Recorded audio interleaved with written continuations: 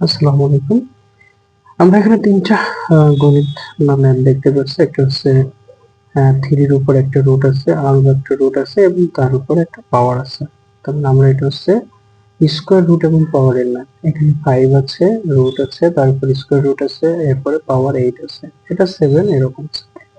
আমরা এই দুটো সলভ করি, এটা হচ্ছে নিজেরা সলভ করতে হবে। আমরা কি করতে পারি দেখো, একটা করে রুট মানে হাফ ভ্যালু। একটা করে রুট কেটে দিয়ে এটাকে 2 দ্বারা ডিভাইডেড করতে পারি। তার মানে এটাকে 2 দ্বারা ডিভাইডেড করলে অ্যান্সার আসবে হচ্ছে 6, তার মানে একটা রুট কাটা। আর একটা রুট কাটতে হলে এটাকে 2 দ্বারা ডিভাইডেড করতে হবে, তাহলে আমাদের কত আসবে?